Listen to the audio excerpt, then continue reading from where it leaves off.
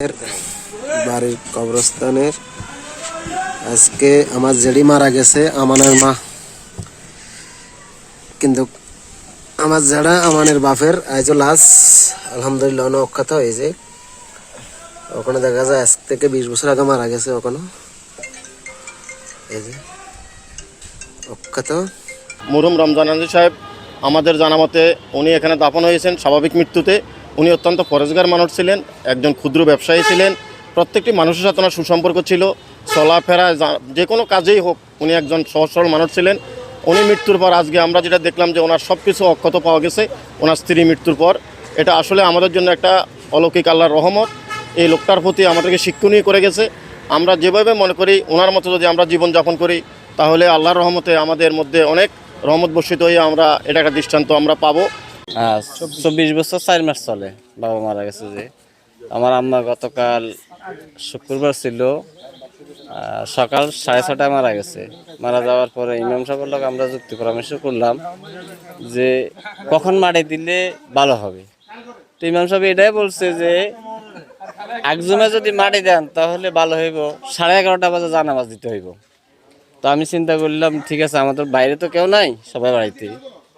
তো এই 11:30 বাজে আমরা সিদ্ধান্ত দিছি, আমার মামারা সবাই আসছে।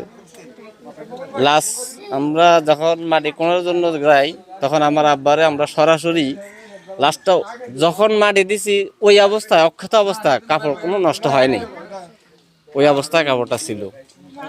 তো যারা হুজুরা আসছে, আসার পর হুজুরে বলছে যে যেমন আছে এমনি থাকো, তোমরা তোমার আম্মারে দাফন করি ওইভাবে রাখি দাও। ওইভাবে দাফন করে আমার আম্মারা রাখি, আমরা সবাই এখান থেকে চলে গেছি।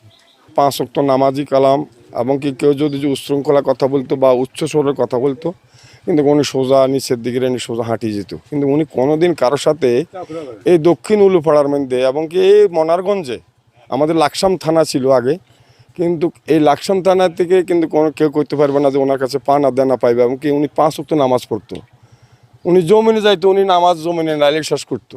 উনি এরকম একটা বন্দা ছিল। নামাজি ছিল, কারোর সাথে দ্বন্দ্ব বিভেদ ছিল না তার সাথে। সেই খুব সরল সোজা মানুষ ছিল। কোনো লেনদেন বা কারোর কাছে কোনো ফানা দেনা বা এগুলো সেই করতো না, নিজেরটা নিজের মত মতো চলতো, নিজের চলাফিরে নিজে চলতো। কোনো যায় জামিলা ছিল না, কারণ দ্বন্দ্ব ছিল না। এই চলাফিরে করতো, সবাই চলাফিরে করতো, 5 ওয়াক্ত নামাজ কালামা পড়তো। এই হলো তার জীবনযাপন। محمد وعلى آله وأصحابه وأزواجه وذريته وآل بيته أجمعين آمين برحمتك يا أرحم الراحمين.